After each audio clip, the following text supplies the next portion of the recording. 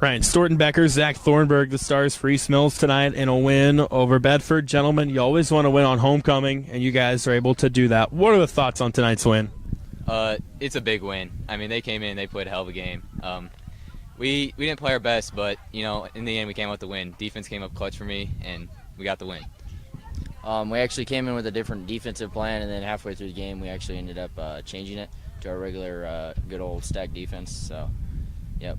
And then we tried to pick Zach up whenever he made his mistakes, and we tried to, as us leaders, as seniors around him. So, I know Coach Lang talked about you guys going back to your normal stuff defensively, and you're a big part of what you guys have done on the defensive side of the football. Where do you feel the game was won for you guys tonight on that side? Probably the corners coming back up and making tackles behind the line of scrimmage. So like Davis McGrew and Peyton Embry, they always read the guards or read the ends and see if it's a pass or run. And they're always flying up. Even if I get picked up by a guard or something, they're always there to cover me. So I think they had like 5 drives inside the 25 that didn't have any points. When they were driving, did you guys like change your mentality, or where did that success come from when they were coming up empty? Well, when we have like 7 seniors on the field that want to get to the playoffs, so this is a huge win again, like Zach said. And yeah, we always try to put our heart out there and don't let them score. So, Zach, you've had a really good year through the air, and I know it's been fun to watch. But tonight, it seemed like the success was really coming from the ground game. What were you seeing? Their defensive line was good, and I didn't have as much time to throw the ball as I'd like. And when I threw the 3 interceptions early in the game, I knew I had to start using my legs. And it came up really clutch, and I think I ended up having 3 rushing touchdowns, and it ended up winning us the game. What dimension do you feel your scrambling ability adds to the offense?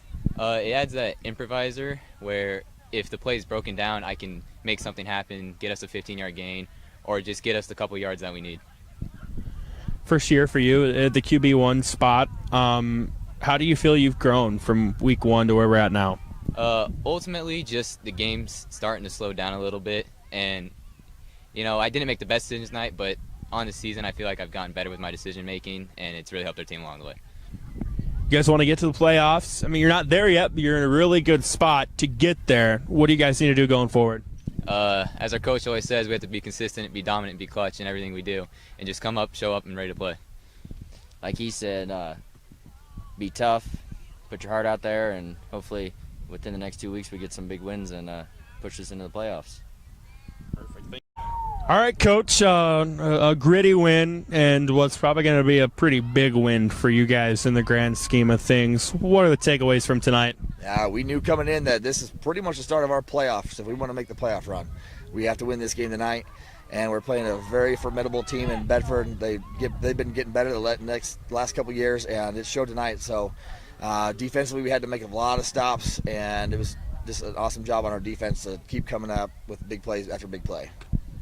You mentioned this kind of being your guys' postseason or the start of it, and a lot of people would say the formula to having success in the postseason is playing good defense and running the football. You guys seem to do very well with both those tonight.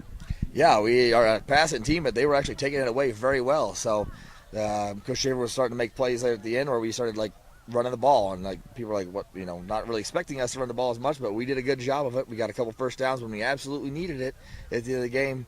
They made a great special teams play by blocking that field goal. It would have put us up 9, but our defense again came through and made great plays.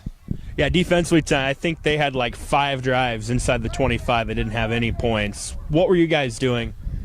I had schemes that I had made out all week that we're going to use, and then when it came down to it, we were like, screw it, let's just play our base defense that we run, that we know the best, so that we when we can talk and communicate, that's what we started doing towards the end of the game. Yeah, what stood out to you in that base defense? They were really starting to trap our nose and our ends, and my Silas Allen came to the sideline and told me, hey, he's like, I think they pretty much have a call based on where I'm the formation based on where I am. And we used that information, and I said, hey, what if we just play our base defense and let's stick to it? To win a game like this, where the offense made some mistakes early on, but you guys didn't let it bother you, what does a win like that say about this team as a whole? That just shows how much heart we have, the amount of time these guys have put in, the weight room, our senior leadership, they just stick to it. This is our 4th game or something like that that's been like this. So when we've got the win in 2 of them. So to just have the heart to stay and play every play, one more play, and do it for the guy next year. Feels like you guys are in a close game every week. You mentioned, FM last week, closer in the scoreboard will show. Same thing with Lennox, and then of course the win over Cam. Are you guys pretty comfortable being in situations like you were in tonight?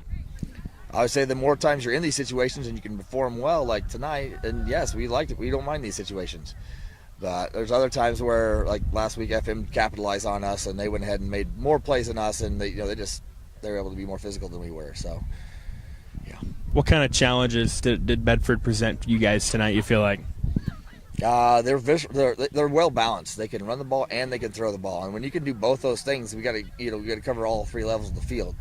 And they had a very good game plan, and they stuck to it. And sometimes when teams get sacked or we make a good defensive play, the teams will abandon their game plan and start doing what they're not as good at, which usually helps us. But they stuck to their game plan, and it showed, and that's why they kept punching us in the mouth. So then get those first downs. I know you run the defensive side of things, but offensively, the ground game tonight was efficient.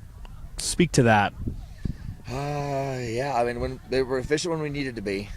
I think we're usually a pass team, but like tonight, it was more we used the pass to set up the runs, and our runs were getting us first downs, and like Zach Thorne was scrambling really well tonight and making decisions. We actually talked about that a lot in practice this week about how, if he doesn't see something, use your legs, because he's one of the fastest guys in the field. If we have 16 guys out here anyway, so. This win puts you guys in a really good spot for the postseason wise. But how do you try to avoid not stumbling between now and then? Yeah, the same thing. We say the same thing every day, every week. Be consistent, be dominant, be clutch. Be consistent in the way we practice. Be dominant when it's time to be dominant on the field, and be clutch in these 4th down situations at the end of the game to win the game. So be consistent, be dominant, be clutch.